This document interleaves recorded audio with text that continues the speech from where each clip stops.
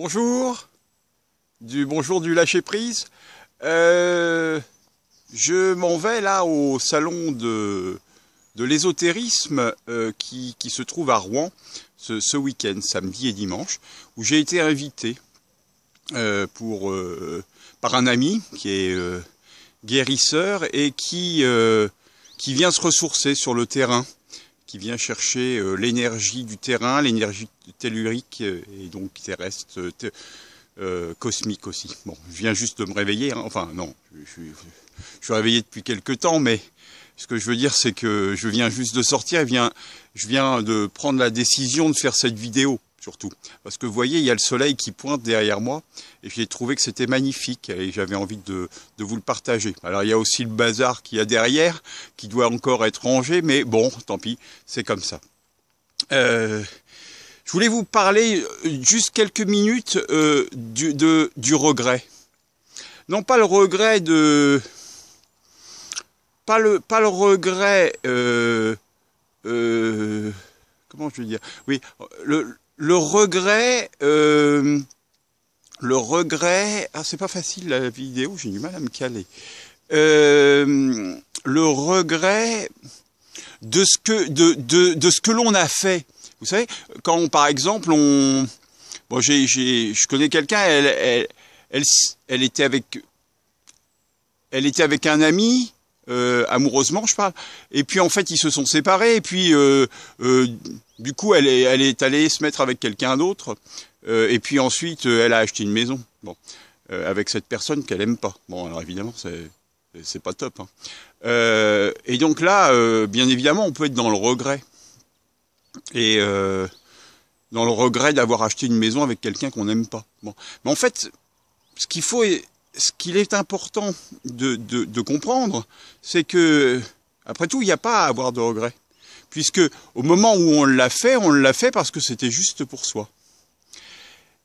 Ce qui est important, c'est de comprendre pourquoi on l'a fait et éventuellement de ne pas réitérer les choses.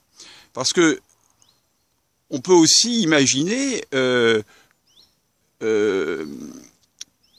dans certains cas, on est par exemple avec une amie, et puis cette amie commence à devenir, ou un ami, hein, attention, hein, c'est pas sexiste du tout ce que je dis, mais on est avec quelqu'un, et puis cette personne va nous demander en mariage, et notre intuition va dire non, non, surtout dis pas non, dis pas oui, et puis en fait on va dire oui.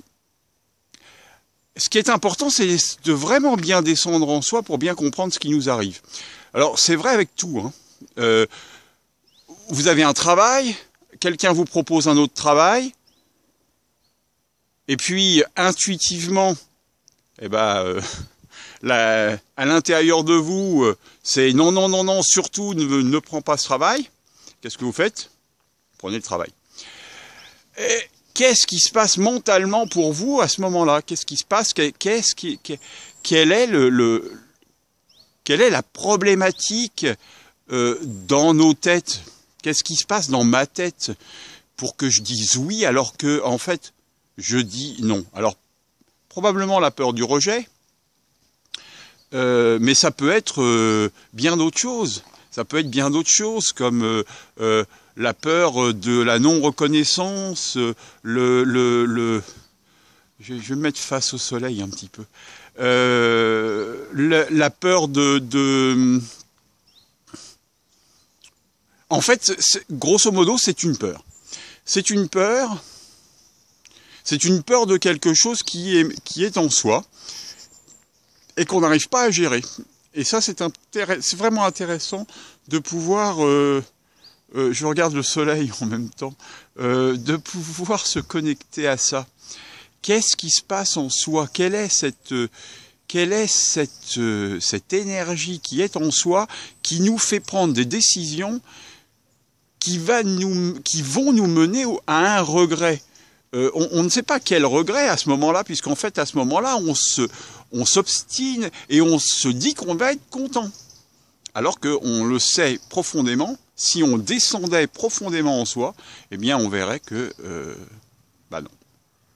Voilà, bon, je vous laisse avec ça, je referai une vidéo peut-être plus tard il faut que j'aille au salon absolument. Je vais être en retard. J'ai des documents à aller chercher. Je vous remontre le soleil qui est derrière moi.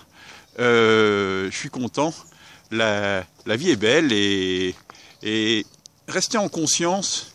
Restez en conscience avec vous-même. Restez en conscience avec la vie. Et puis passez un bon week-end. Soyez heureux, vraiment. Oh, je sais pas très bien quoi vous dire, à vrai dire. Je me déplace, vous voyez, j'agrandis le champ qui est derrière moi avec ma petite maison, là, la tente sur le côté, et puis le jardin qui s'éveille ce matin, qui est toujours aussi beau, malgré que ça soit l'hiver qui arrive. Enfin, l'automne, en tout cas. Voilà. Une petite vue sur la vallée. Donc, une petite vue sur la vallée. On sort du jardin. Voilà. Et puis, une petite vue sur la vallée. Encore du bazar derrière moi. Et la vallée qui est en train de se réveiller. Bon, on ne voit pas très bien parce qu'on est à contre-jour, à vrai dire. Voilà, avec la forêt, les changements de couleurs, voilà. Et le village qui se trouve au bout de cette rue. Et voilà. Et on peut peut-être se déplacer encore un peu. On va aller plus face au soleil pour vous montrer que, en fait, on peut faire de belles méditations, beau réveil le matin, en allant donc sur une esplanade. Là, on a un chemin de randonnée derrière moi qui descend dans la vallée, dans la vallée partie forêt. Et puis, vite fait, on y va. Vous voyez, hein, ça change de couleur. Dès qu'on est dans le soleil, voilà. Et là, dans le soleil, donc l'esplanade qui est derrière moi, là. Et là, on est vraiment face au soleil, donc évidemment, on voit relativement mal parce que c'est pas une caméra faite pour ça. Hein. Mais voilà, ça vous permet de voir un petit peu ce qu'il en est autour. Un petit recadrage avec la notion de regret. Donc regret, bah pour moi, regret de rien du tout. Hein. J'ai fait le vide par rapport à tous les regrets. Maintenant, il n'y a plus qu'à remplir de nouveau avec la beauté de la vie et avec ce que je vis au quotidien, dans l'impermanence, bien évidemment, dont on reparlera une prochaine fois. Voilà, je vous dis à bientôt, à demain, à peut-être aujourd'hui, enfin à tous les jours. Je vous aime et restez en lien avec vous-même, aimez-vous, soyez heureux. Au revoir.